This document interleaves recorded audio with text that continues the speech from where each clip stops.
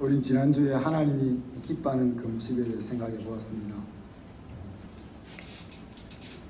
모든 흉악의 결박을 벗어버리고 참된 자유를 누리게 하는 금식, 그래서 복음의 능력을 실제 우리의 삶 가운데 경험하게 하는 행동인 금식에 대해서 살펴보았습니다. 비상시 하나님 앞에 나아가는 방법이 금식 기도라고 했는데, 그렇기 때문에 하나님은 금식 기도에 대해서 비상하게 반응하신다고 했습니다. 우리가 큰 위기를 만났을 때 우리는 금식 기도로 하나님 앞에 나아가는 그 믿음이 있기를 바랍니다. 그리고 중대한 과제를 만났을 때 금식으로 하나님 앞에 나아갈 수 있는 믿음을 우리가 가질 수 있기를 바랍니다. 또 우리가 벗어나기 벅찬 우리 힘으로만은 벗어나기 힘찬 죄에 빠졌을 때 금식으로 하나님 앞에 나아갈 수 있는 저와 여러분이 될 수 있기를 바랍니다. 지난 한 주간 동안 금식할 만한 이슈를 찾아보자 했는데 찾으셨나요? 하기 싫으니까 안 찾아지는 거죠. 네. 앞으로 한 5달이 남았으니까 금식할 기회가 아마 올 줄로 생각합니다. 오늘은 아들의 삶에 대해서 여러분과 나누기를 원합니다. 오늘 읽었던 우리 본문은 우리가 수없이 많이 접했던 말씀이죠. 그런데 자세히 보면은 다른 듯한 여러 주제들이 좀 뒤섞여 있습니다. 그래서 오늘은 이 섞여 있는 이 부분 하나하나를 엮어보면서 예수님께서 우리에게 하시는 말씀에 귀를 기울이고자 합니다.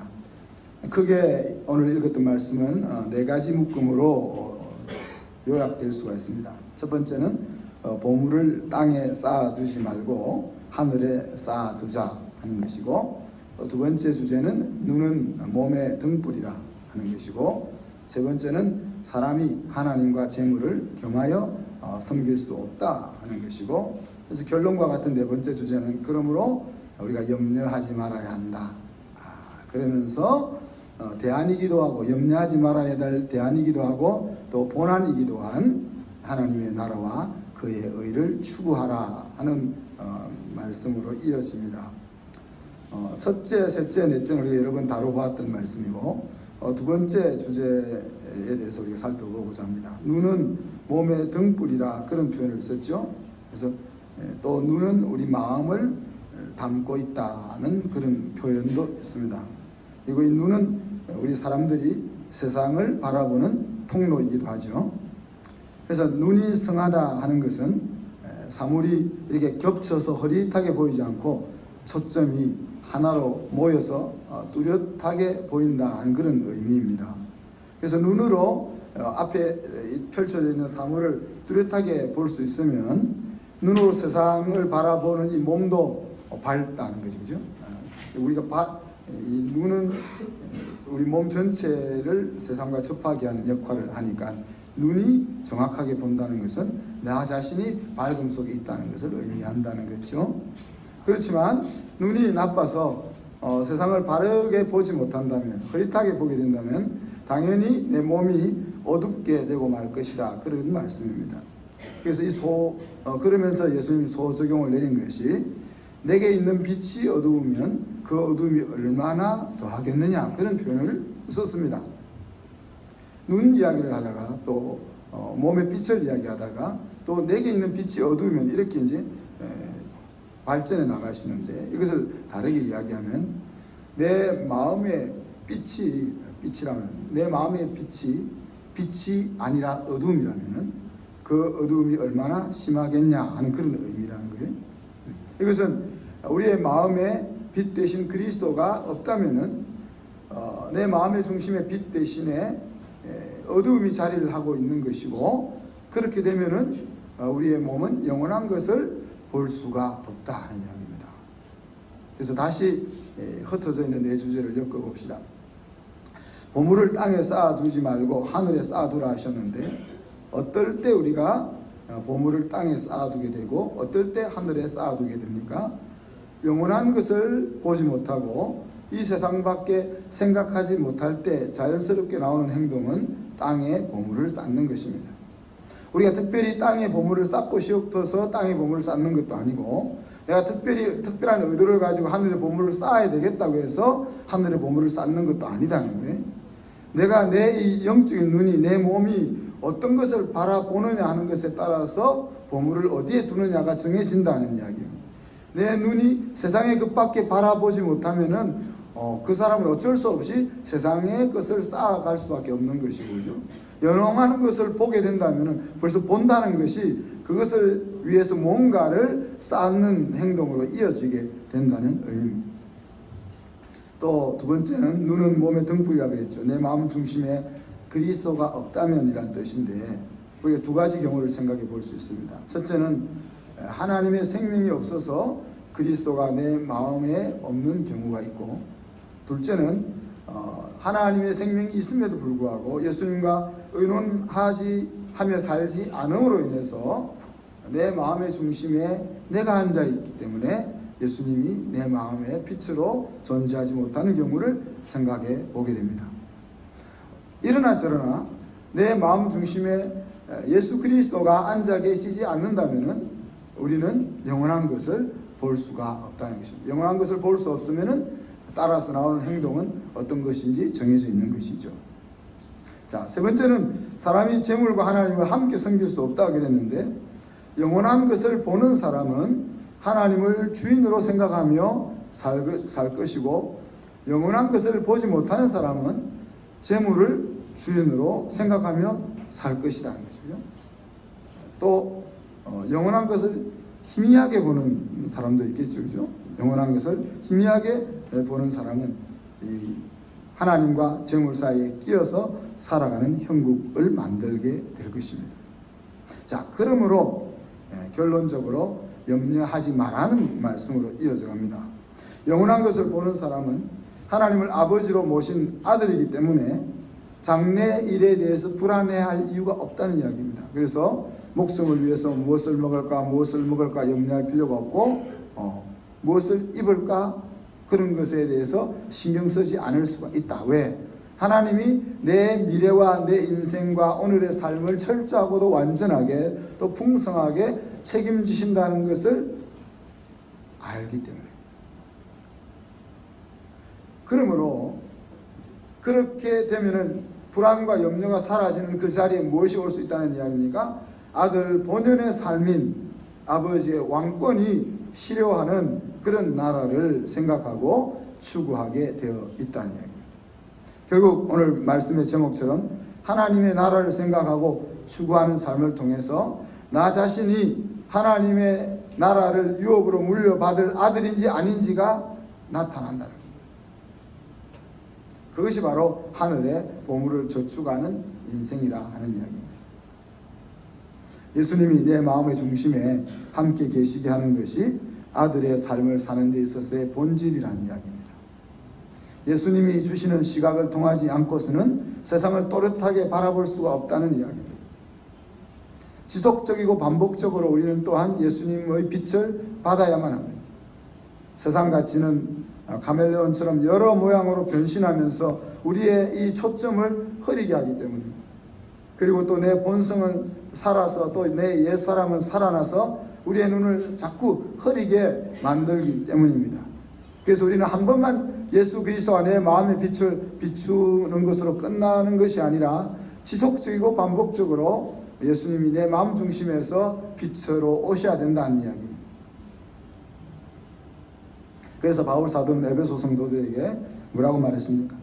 매일 일어나 빛을 비추고 계시는 예수님의 빛을 받아라, 그렇게 이야기하고요. 마음을 열고 하나님의 말씀을 읽고 묵상하는 자리로 매일 나아가는 것이 중요한 이유가 거기에 있는 것입니다. 우리는 주님이 가르쳐준 기도, 그것을 우리가 아들의 기도라 불렀는데, 그 아들의 기도 속에는 6가지 주제가 있었습니다. 그리고 그 6가지 주제는 아들로 살고자 하는 사람의 마음속에 항상 간직되어져 있어야 되는 주제였습니다. 그 가운데 아들은 아버지의 나라에 관심을 가지는 것이 당연한 것이고, 또 아버지의 나라가 실제적으로 이루어지는 것을 추구한다 하는 부분이 이제 나와 있는 거죠. 과거나 오늘이나 변함없이 영원한 것, 영원한 가치를 보지 못한 사람들은 어떻게 산다고요? 땅에 보물을 저축하며 살아갑니다. 그들은 하나님과 재물을 함께 가지려고 합니다. 그렇기 때문에 삶과 미래에 대해서 염려로 충만합니다.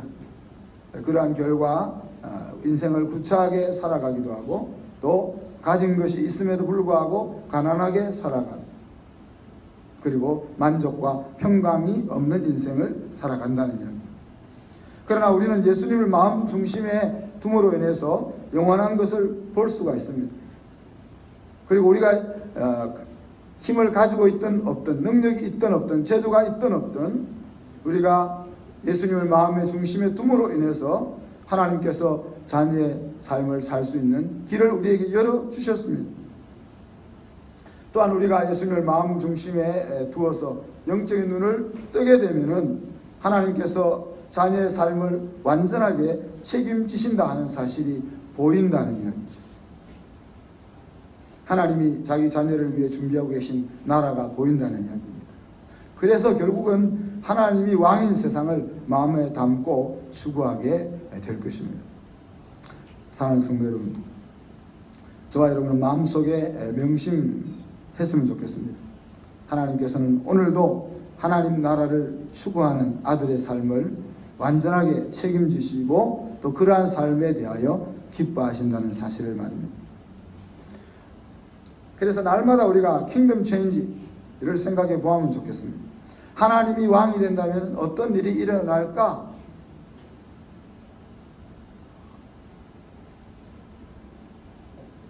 하나님이 내 인생의 왕이 된다면, 하나님이 우리 가정의 왕이 된다면, 하나님이 우리 학교의 왕이 된다면, 하나님이 내 사업터의 왕이 된다면, 하나님이 우리나라의 왕이 된다면 어떤 일들이 일어날까? 우리가 그것을 기대할 수는 있지 않습니까? 자, 여러분은 얼마만큼의 영역을 하나님 앞에 양도하고 있습니까? 하나님은 당신의 모든 것을 우리에게 주셨습니다. 그리고 우리의 모든 것을 받기를 원하십니다. 하나님이 우리를 향하여 가지고 계신 목표는 우리의 100%를, 우리의 삶의 영역 100%를 하나님 앞에 양도하는 것입니다. 하나님께서는 우리가 하나님 앞에 양도한 그 부분만을 책임지실 것입니다. 하나님이 능력이 없어서 양도하지 않은 다른 부분을 책임지실 수 없다는 것이 아니라 우리가 양도하지 않으면, 우리가 양도하지 않은 것을 우리 하나님은 만지실 수가 없기 때문에 그렇습니다. 사랑하는 성도 여러분, 여러분의 미래와 꿈의 영역에서 하나님은 얼마만큼 여러분의 왕이십니까? 여러분이 공부하는 일이나 직장에서 직장 생활을 하는 그 영역에서 하나님은 얼마만큼 왕이십니까? 또 자녀들을 키우는 그 일에 있어서 하나님은 얼마만큼 왕이십니까? 가정을 꾸려나가는 일에 있어서 하나님은 얼마만큼 왕이십니까? 또 내 성질을 다스려 나가는 그 부분에서 하나님은 얼마나 왕이 되시냐 하는 이야기입니다. 잠언에 보면은 너희 행사를 여호와께 맡기라 그렇게 말씀하십니다. 내 명철을 의지하지 말라 그렇게 말씀하십니다.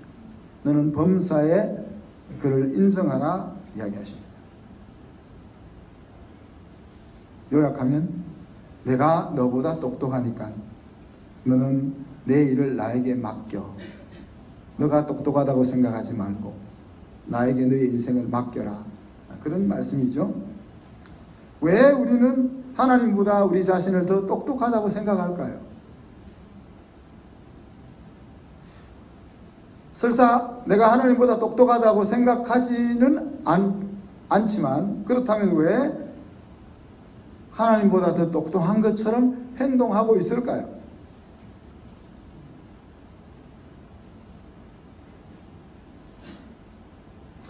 내가 왕인 세상과 하나님이 왕인 세상 둘 중에 어느 곳이 더 살만한 세상일까요? 우리 마음 깊이 되물어보았으면 좋겠습니다.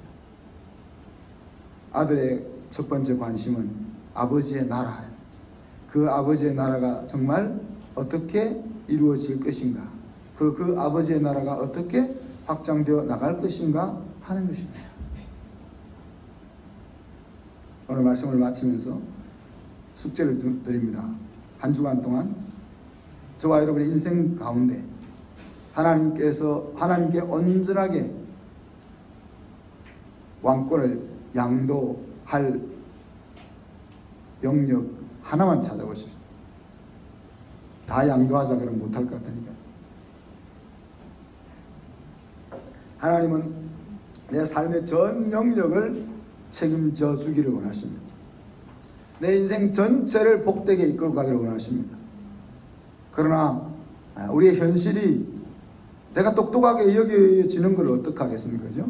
그래서 내가 똑똑하게 여겨지는 그 많은 영역들 가운데서 이번 한 주간 동안 한 부분만, 그리고 우리가 여러분이 정한 그 한 부분에 대해서는 90%도 아니고 정말 100% 한 주간 동안 하나님 앞에 하나님의 왕권을 인정하면서 그렇게 한 주간 동안 살아볼 수 있기를 권면합니다.